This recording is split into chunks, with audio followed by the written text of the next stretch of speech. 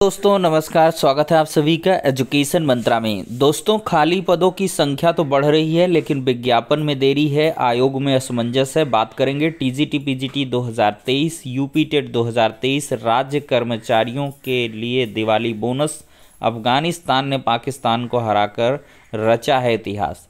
ये सारी अपडेट आपको इन डिटेल देखने के लिए मिलेंगी, लेकिन सबसे पहले आप सभी को विजयदशमी दशहरे की ढेर सारी शुभकामनाएं आपको और आपके परिवार को। तो चलिए दोस्तों वीडियो शुरू करते हैं। दोस्तों देखा जाए तो नए शिक्षा सेवन चयन आयोग को लेकर लगातार जो असमंजस है वो बरकरार है। नए आयोग के गठन को लेकर कोई अच्छी खबर सामने नहीं आ रही है और इसी वजह से इसके गठन में काफ़ी देर लगने वाली है।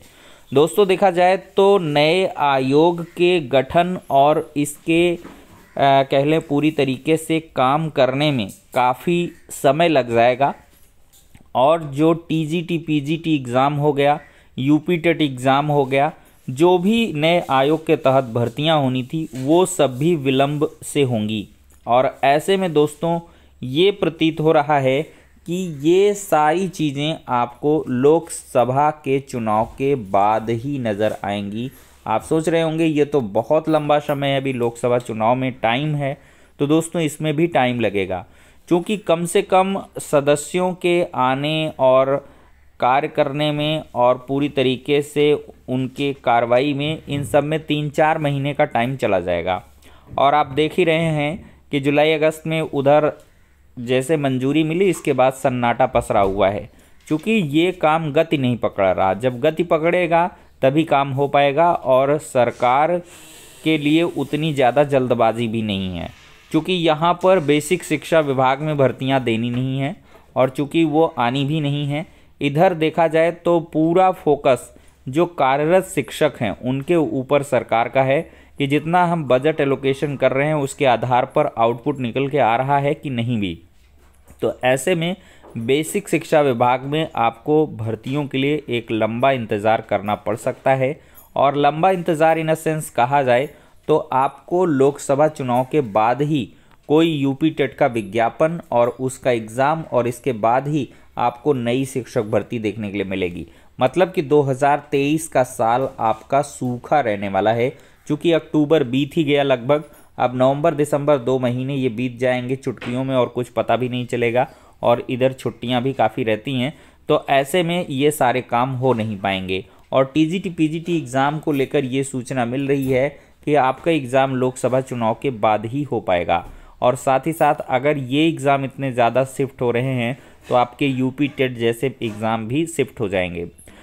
क्योंकि दोस्तों यहाँ पर एक कारण और है, सीटेट लगातार एग्ज़ाम ले रहा है। सीटेट जुलाई का नोटिफिकेशन आया, एग्ज़ाम हो गया, किसी को पता भी नहीं चला। और अब दोस्तों सीटेट दिसंबर का भी विज्ञापन आपको नेक्स्ट वीक देखने के लिए मिलेगा। अगले हफ्ते सीटेट का दूसरा जो फेज़ है दिसंबर वाला, उसके लिए ऑनलाइन आवेदन शुरू हो जाएगा, तो आप लोग वहां से अप्लाई कर सकते हो। बाकी सीटेट आराम से हो रहा है, तो यूपी टेट की उतनी ज़रूरत भी नहीं है। लेकिन यूपी टेट होगा, लेकिन समय से होगा, नए आयोग के गठन के बाद होगा। तो ये दोस्तों चीज़ें हो गई।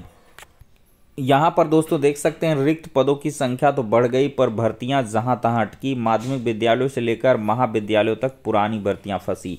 इस नए आयोग की वजह से दोस्तों टीजीटी पीजीटी असिस्टेंट प्रोफेसर जैसे सभी एग्ज़ाम रुक गए।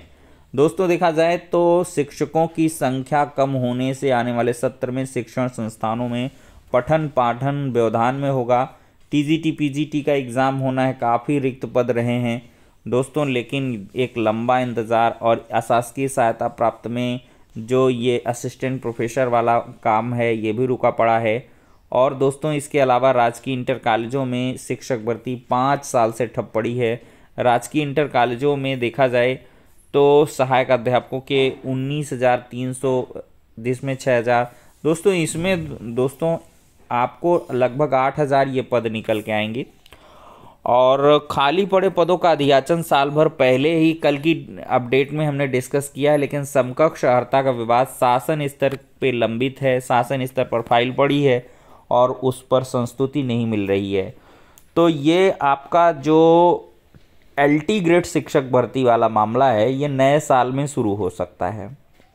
नवंबर महीना या फिर नया साल ही मेरे हिसाब से आ जाएगा, क्योंकि लोकसभा चुनाव के पहले पहले विज्ञापन इसका निकाल देंगे। और इसमें 2 एग्ज़ाम भी होगा, तो ये भी पूरा 2024 साल ले कर जाएगा, तब जाके आपको फाइनली अपॉइंटमेंट मिल पाएंगे। मैं LT ग्रेड शिक्षक भर्ती की GIC वाली वैकेंसी की बात कर रहा हूँ।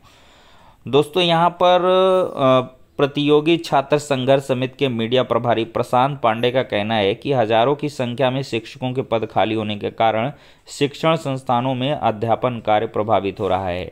सरकार को जब नया शिक्षा सेवाचयन आयोग गठित करना ही था तो इतनी देरी क्यों हो रही है। प्रतियोगी छात्र मोर्चा के अध्यक्ष विकी खान का कहना है कि हजारों रिक्त पद होने के बावजूद पढ़े लिखे बेरोजगार नौकरी के लिए भटक रहे हैं। शासन का यही रवैया बेरोजगारों को आंदोलन के लिए बाध्य कर रहा है। देख सकते हैं, खुशखबरी है, केंद्र कर्मियों की तरह 4% महंगाई भत्ता मिलेगा और राज्य कर्मचारियों को दिवाली से पहले बोनस भी मिल जाएगा।